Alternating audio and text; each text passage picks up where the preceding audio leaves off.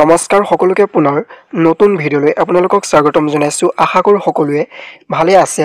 আজি এই ভিডিঅ'ত অসমৰ সাধাৰণ জ্ঞান আপোনালোকৰ বাবে লৈ আনিছো আৰু যিসকলে মোৰ ভিডিঅ' প্ৰথমবাৰ চাই আছে প্লিজ লাইক এণ্ড সাবস্ক্ৰাইব কৰি দিব যাতে এনে ধৰণৰ ভিডিঅ'সমূহ সকলোতকৈ প্ৰথমতে পায়। বলক ভিডিঅ'টো আৰম্ভ কৰো।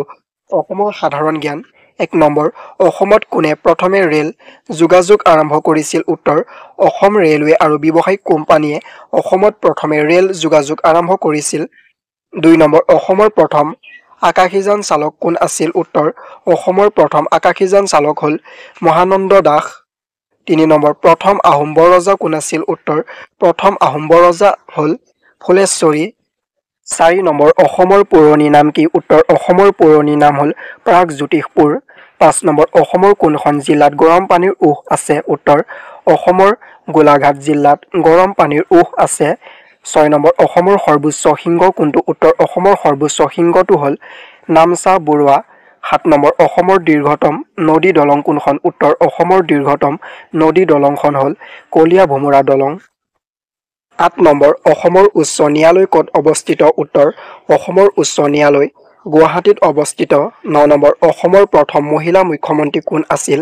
উত্তৰ অসমৰ প্ৰথম মহিলা মুখ্যমন্ত্ৰী আছিল ছৈয়দা আনোৱাৰা তাইমুৰ। 10 নম্বৰ প্ৰথম অসমীয়া খ্ৰীষ্টান মহিলাজনী কোন আছিল? উত্তৰ প্ৰথম অসমীয়া খ্ৰীষ্টান মহিলাজনী আছিল নিধি লেভি ফাৰুৱেল। 11 নম্বৰ অসম বিধানসভাৰ প্ৰথম অধ্যক্ষ কোন আছিল? উত্তৰ বসন্ত দাস। 12 নম্বৰ কিমান চনত অসমত খাৰুৱা তেল আৱিষ্কাৰ হয়? উত্তৰ 1823 চনত অসমত খাৰুৱা তেল আৱিষ্কাৰ হয়। 13 নম্বৰ কোন চনত অসম চুক্তি স্বাক্ষৰিত হয়? উত্তৰ 1885 চনত অসম চুক্তি স্বাক্ষৰিত হয়। 14 নম্বৰ অসমত কেতিয়া ভাষা আন্দোলন আৰম্ভ হৈছিল? উত্তৰ 1960 চনত অসমত ভাষা আন্দোলন আৰম্ভ হৈছিল। 15 নম্বৰ উমানন্দ মন্দিৰ ক'ত অৱস্থিত? উত্তৰ উমানন্দ মন্দিৰ ভস্মাচল পাহাৰত অৱস্থিত।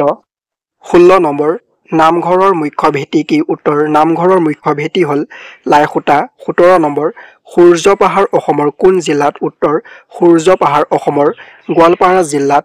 18 নম্বৰ অসমীয়া ভাষা এক আৰ্য ভাষা হয়নে? উত্তৰ হয়।